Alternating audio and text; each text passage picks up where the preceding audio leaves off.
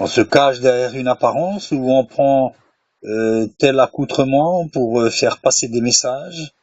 On veut se faire effleurer spirituellement, que les gens nous découvrent petit à petit, avoir plusieurs facettes pour nous draper dans le mystère. Mais à quoi bon cet égocentrisme? À quoi bon? Soyons simples et naturels. Qu'avons-nous à cacher? Que nous découvrions et que nous soyons sidérés, étonnés de quoi? D'un bipède simplement? Nous découvririons quoi? En fait, nous découvrirons rien, parce qu'il n'y a rien à découvrir. Restons simples, nous sommes tous les mêmes. Là où il faut nous démarquer, là où nous devons, si je puis dire, nous disputer, c'est de voir qui fait le plus pour autrui. Là, c'est autre chose. Parler, se draper de mystère, faire des beaux sermons, des phrases, ça, c'est pas trop difficile. Par contre, notre vraie carte de visite doit être nos actions. Faisons-nous de la soupe populaire? Allons-nous à l'encontre des démunis et leur donnons autre chose que des paroles? Faisons-nous une collecte dans nos églises, dans nos assemblées? Et chaque soir, allons-nous distribuer non seulement des paroles, mais de la soupe, des sandwichs, des boissons, que sais-je, du temps pour les anciens, aller visiter les maisons de retraite, etc. Accueillons-nous les soi-disant frères et sœurs chez nous quand ils sont dans le besoin.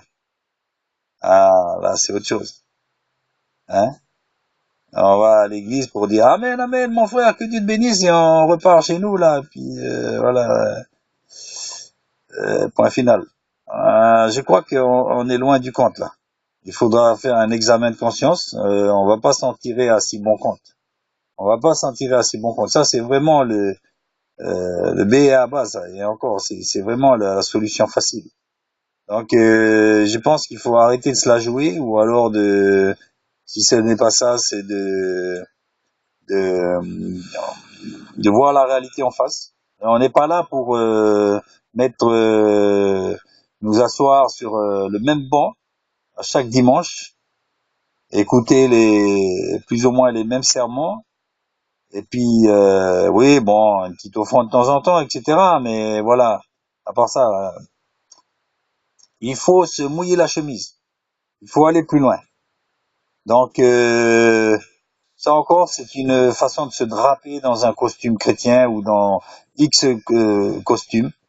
Voyez, le costume idéal du chrétien, grande cravate, chaussures vernis, pas de boucle d'oreille, surtout pas de longs cheveux. Oh là là, pas de couleur. Non.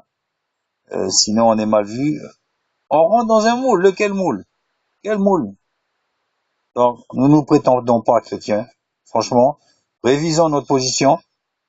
Je pense que je dis on, mais bien à côté de la plaque, pour certains, bien à côté de la plaque. C'est pour ça que beaucoup prêchent qu'il y aura des surprises lors du retour du Christ. Je pense que c'est vrai. Et même sans attendre le retour du Christ, déjà ici-bas, sur la terre, le chrétien entre guillemets qui adviendrait de mourir. Je préfère pas préjuger de ces choses-là, mais on devrait bien se remettre en question, se considérer, se regarder dans la glace et puis vraiment s'examiner à la lumière du bon sens et de la vérité. Pas se cacher derrière des versets, derrière des étiquettes spirituelles, ça c'est une autre sorte de masque. Hein, il faut être vrai. Il faut pas dire. J'en ai parlé dans un autre de mes sermons, les sikhs. Ça nous rend sikhs. Quand vous voyez les sikhs, ils donnent 10% de leur revenu pour des œuvres sociales. Tous les jours, vous pouvez y aller, même n'importe qui. Vous allez là-bas, ils vous serviront un repas. Eh oui, ce sont les sikhs. C'est une religion monothéisme, hein, quand même. Bon, évidemment, ils ont des travers, hein, comme nous. Ils ont des travers. Mais quand même, au niveau social, comme dit le Christ, si votre justice ne dépasse pas celle des pharisiens, aujourd'hui, il n'y a plus de pharisiens, mais on pourrait dire si votre justice ne dépasse pas celle des sikhs, ou ne dépasse pas celle de, je ne sais pas, de secours catholique, de l'assistance sociale, etc. Nous, là, on est quoi? On est des distributeurs, comme les Coca-Cola, là, distributeur de Coca-Cola. T'as froid, tac, une parole, t'as faim, tiens, voilà ça. Il faut arrêter de distribuer des paroles. À un moment donné, faut se poser des questions, là. On est quoi, là? Je pense que les gens, on est là devant nos chairs, devant hein, et on s'imagine même pas, on se prend au sérieux, on s'imagine même pas que les gens, ils rigolent après nous derrière, là, à l'extérieur. Ils rigolent, ils disent rien, bon, plus ou moins, ils disent rien, mais au fond d'eux, ils disent, bon, pas toujours, ouais. Et quelque part, ils ont raison. Qu'est-ce que voulez-vous qu'ils fassent chez nous? Que voulez-vous qu'ils fassent? Franchement. Écoutez, s'asseoir, donner l'offrande et puis écouter des sermons. Et le lundi, ils vont aller à l'assistance sociale, ils vont aller voir leur famille, ils ont leur famille, hein. Ou ceux qui n'ont pas de famille, ben, ils vont aller voir le secours catholique, je ne sais. Donc, révisons-nous notre position. Parce que vous savez, même si on a un beau message, vous savez, euh, les gens, ils ont besoin d'autre chose vous savez, le Seigneur a dit, l'homme ne vivra pas de pain seulement, mais de toute parole qui sort de la bouche de Dieu. Cela est vrai. Maintenant, je crois que c'est le contraire aujourd'hui. L'homme et la femme ne vivra pas simplement de bonnes paroles, même si elles viennent de Dieu, mais de pain. Oui, alors, pas de fanfaronnade. Pas de fanfaronnade. J'allais dire spirituel. Mais non, mais quand on fait de la fanfaronnade, c'est pas spirituel. On est chrétien ou on l'est pas. Pourquoi s'appeler ange de l'éternel? Pourquoi s'appeler prophète? Qu'importe. Qu'un autre t'appelle serviteur ou pasteur, je ne sais. Mais ta bouche,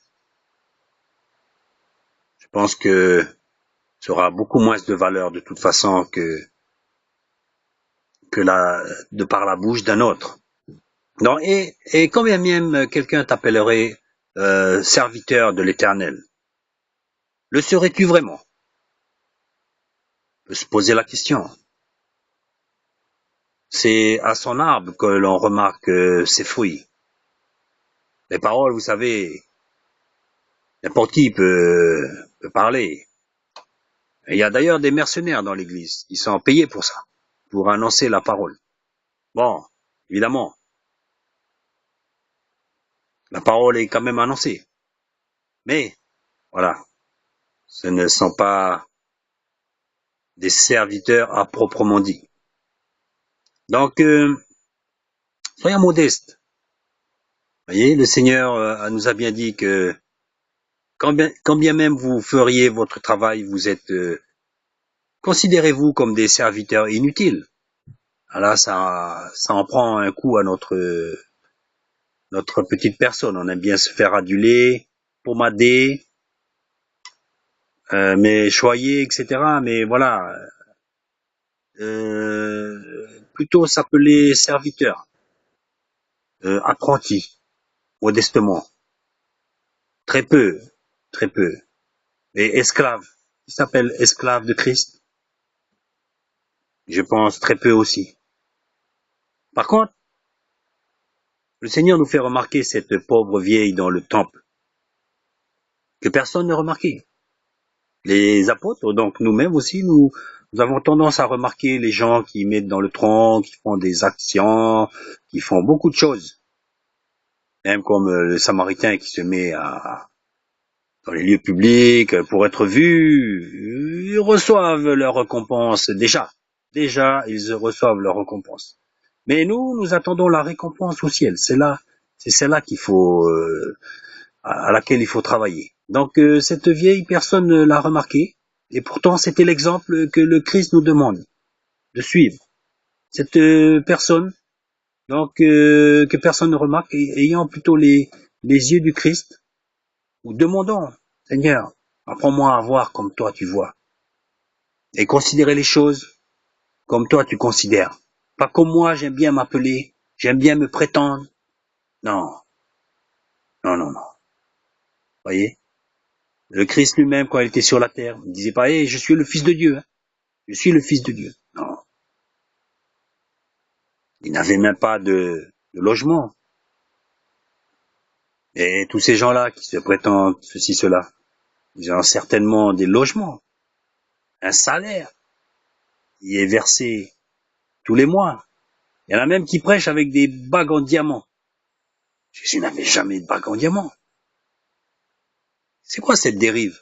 C'est totalement hors circuit.